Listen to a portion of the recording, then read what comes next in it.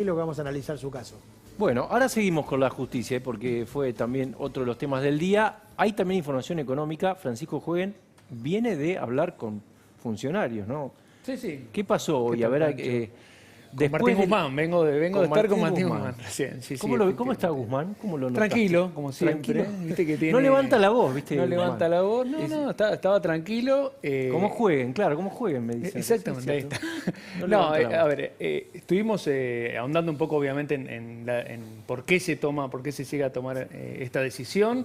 El ministro dice que estaban perdiendo ya demasiadas reservas vía dos situaciones. Básicamente lo que tiene que ver con el dólar ahorro. Vos sabés, Pancho, que cerca de 4 millones de argentinos compran $200 por mes, obviamente para protegerse frente a la inflación y la expectativa de devaluación.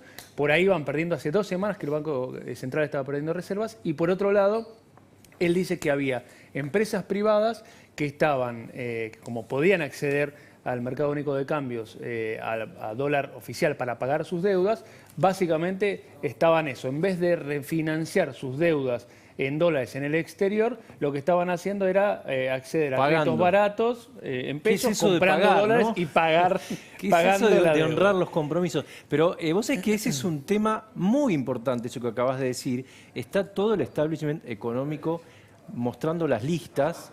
No sé cuántos... a mí me pasó una lista de 18, pero creo que son más empresas. Empresas son las que tienen deudas mayores a $1 millón de dólares. No tengo la cantidad de empresas, pero esa es una de las patas. La otra pata, él dice que esto va a generar ansiedad en un primer momento y dudas probablemente, pero que va a cortar de cuajo la pérdida de reservas y en el mediano plazo él cree que esto va a generar cierta estabilidad, sumando obviamente la presentación del presupuesto que da señales claras, según él, en base a que apunta a crecer y a generar menos déficit fiscal, y que hay algunas señales que eso van a relajar, si querés, la presión sobre el tipo de cambio. Él asegura que esta disparada del blue no va a impactar en los precios, a pesar de que es curioso, Pancho, que si mirás el dato de inflación de agosto, o sea, cuando todavía no estaba esta medida, pero sí ya había algún problema con el contado con liquidación y con las empresas para importar a precio oficial, vos ves hoy que los precios que se aceleraron más son alimentos, que están vinculados al dólar, y todo lo que está vinculado a electrodomésticos. ¿Y eso qué quiere decir? ¿Que las empresas iban al dólar iban al contado precio? Con liquidación muchas veces okay. Porque no podían acceder al dólar para importar y para producir. Entonces, ya hay un vínculo, obviamente, entre el dólar y las importaciones y obviamente y los precios minoristas. Esto obviamente preocupa, pero el gobierno dice, en principio, a pesar de que el blue se haya disparado hoy un 10%, aseguramos que el tipo de cambio que toman los importadores y que impactan el precio minorista es el precio de cambio oficial. Y eso está clavado en 80 hoy. Esa es una discusión interesante que se dio apenas asumió Macri, porque decían, ya están los precios con el dólar sí, eso blue, dijo Pratgay en su momento. Y claro, generó también un aumento. Así que es una pregunta ideal para darle la bienvenida a Miguel Kigel y lo vamos a saludar. Miguel, gracias por estar. ¿Cómo te va? ¿Qué tal, Pancho? ¿Cómo estás? ¿Esto va a tener un impacto en precios? ¿Vos crees? A ver, yo creo que el impacto en precios ya está viniendo porque hay un tema que es el exceso de pesos que hay en la economía. La cantidad de dinero casi se duplicó en el último año. Eso no significa que los precios se van a duplicar, pero digamos, en parte porque, digamos, como decía bien Francisco, hay muchos precios que están atados al dólar oficial y siguen atados al dólar oficial.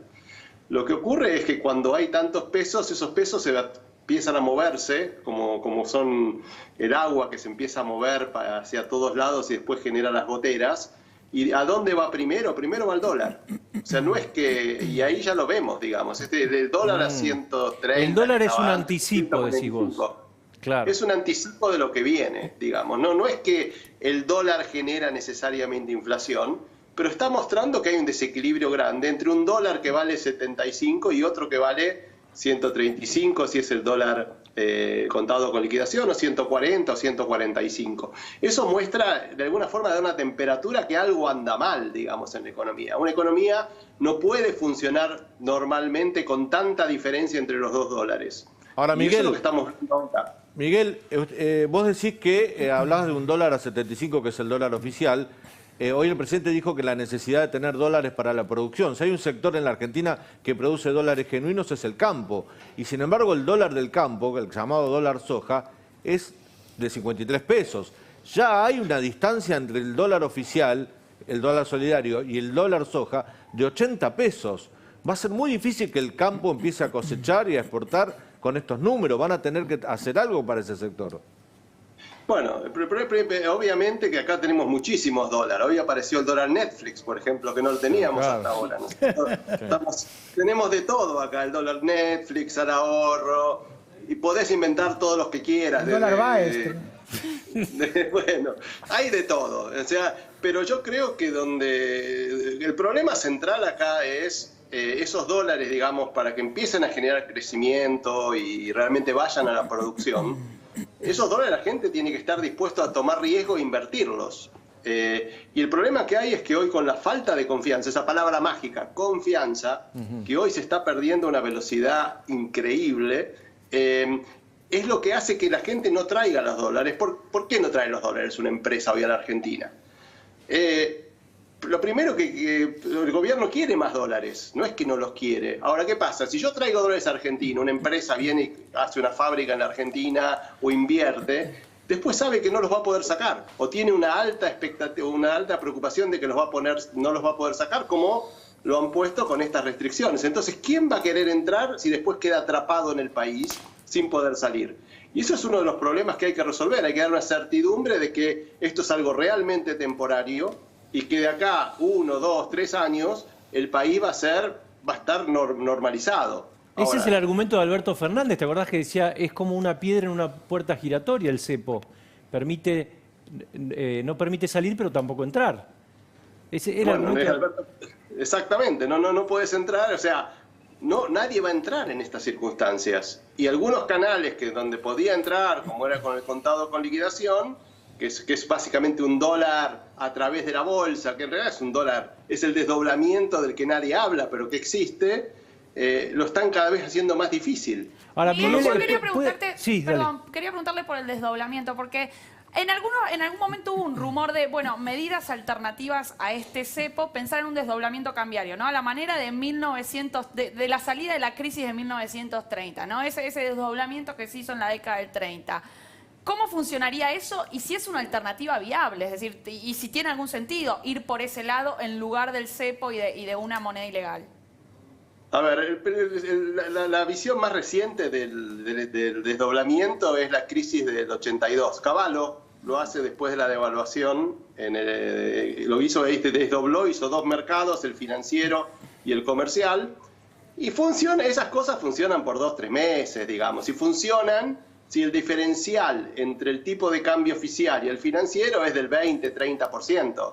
No funciona nunca en ningún lado, y yo digo, es un tema que estudié mucho cuando estaba en el Banco Mundial, en mi tesis, cuando estaba estudiando, digamos, cuando era un académico, y la verdad que lo que veías es que cada país que tenía una brecha para defender las reservas, una brecha del 40, 50, 60%, con el argumento de que eso iba a defender las reservas, lo único que hacía era perder reservas y perder reservas y perder reservas. ¿Por qué?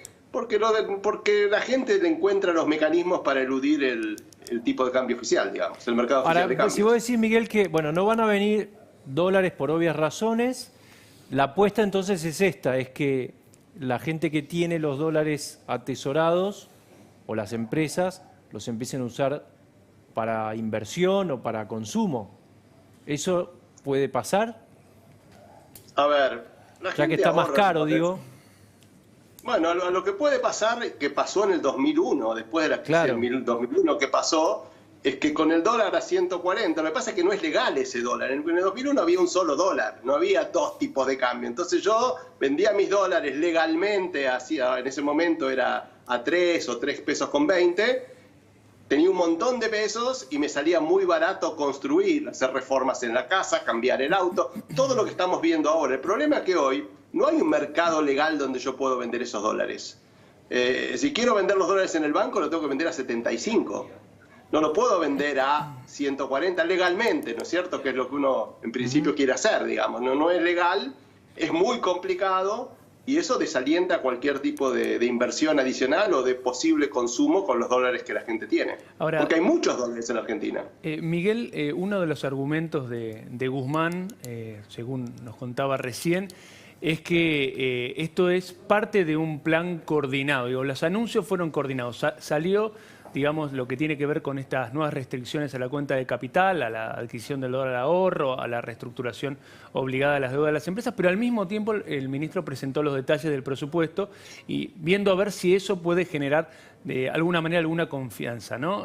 ¿Vos creés, no sé si pudiste ver los datos del presupuesto y si creés que efectivamente funcionan como este plan que el sector privado le viene pidiendo a Alberto Fernández, que dé certidumbre ya en un mediano plazo? Y te sumo una pregunta más.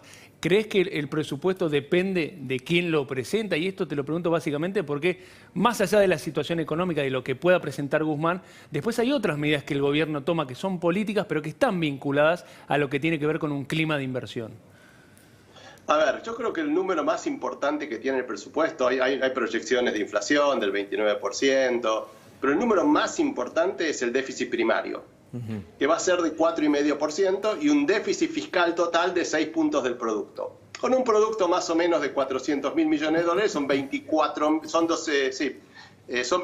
mil millones de dólares de déficit.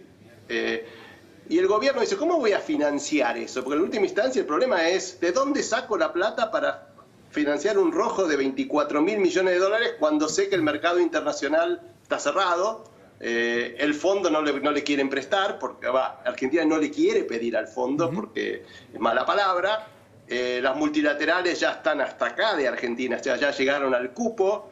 No sé, entonces, ¿de dónde van a salir 24 mil millones de dólares de Argentina? Pensá que reestructuramos 66 mil millones de dólares y eso fue una mega reestructuración difícil. Estamos pidiendo 24 mil millones de dólares. Y si eso tiene que venir del Banco Central, porque pareciera ser que es el principal prestamista o casi único hasta ahora, le pone un peso muy fuerte al Banco Central, porque ¿cómo hace el Banco Central? No puede seguir emitiendo este ritmo. Entonces, yo creo que para la confianza, un déficit del 6% del producto no alcanza. No, creo que eso no va a generar crecimiento, sino que va a generar preocupación. ¿Preocupación por qué? Porque dicen, bueno, si vamos a emitir más pesos, se puede ir a la inflación, se puede ir al dólar. ¿Qué pasa con toda esa lluvia de pesos que vendría? Ahora, bueno, esa es la preocupación que hay. Miguel, ¿y se aguanta de acá, con estas restricciones, se aguanta de acá, por ejemplo, a las elecciones de medio término del año que viene? Digo, porque hay algunos que están hablando de esta idea del plan aguantar. ¿O vamos a ver que el mercado, digamos, se lo va a llevar puesto al Banco Central y estamos ante la antesala de una devaluación brusca? Bueno, la verdad, aguantar muchas veces se puede. Mira, yo me acuerdo en el año 2014, 2015, cuando estábamos con el gobierno de Kicillof, decíamos, no llegan, y llegaron, digamos. Llegaron con reservas netas negativas, llegaron con lo justo, pero llegaron. Ahora, la pregunta es a qué costo, no si llegan. Probablemente sí pueden llegar. La pregunta es, si en estas circunstancias, para llegar, vamos a poder ver crecimiento, vamos a poder bajar la pobreza, vamos a poder ver una economía que empieza a recuperarse, porque ahora tenemos básicamente lo que es el salto del gato muerto. Bajamos el quinto subsuelo, volvemos rápido al cuarto. La reapertura. Al tercero o al segundo. Claro. Después, la pregunta es cómo empiezo a construir un edificio para arriba. Y la verdad que para eso hay que cambiar radicalmente el clima y sobre todo que el sector empresario vuelva a ganar entusiasmo. Las multinacionales, los empresarios argentinos, la pequeña pyme, todos empecemos a ganar más en entusiasmo y empecemos a apostar de vuelta al país. Pero con esta incertidumbre es muy difícil. Y Miguel, ¿para eso crees que se necesita unificar la moneda y en algún punto devaluar? Es decir, ¿vamos a tener que pasar necesariamente por un plan de estabilización para poder llegar a ese punto que vos decís? ¿En algún momento? Mira, en algún momento las cuentas hay que ordenarlas, va a haber que ordenar el déficit fiscal, va a haber que ordenar el tipo de cambio. Yo creo que con plata, digamos, si hubiera un préstamo, por ejemplo, del Fondo Monetario Internacional, eso te daría oxígeno para hacerlo más lentamente. Yo creo que el país se tiene que ordenar eventualmente, pero, digamos, la pregunta es a qué velocidad se hace. A ver, viene el fondo a la Argentina, ¿el fondo te va a decir unificá mañana? No, te va a decir andá superávit primario mañana, o sea, terminá con el déficit fiscal mañana. El fondo va a entender que este es un proceso que la crisis del coronavirus complicó la situación más de lo que uno hubiera esperado. Te va a dar tiempo, pero lo que tiene que haber es un norte, y hoy creo que ese norte no está.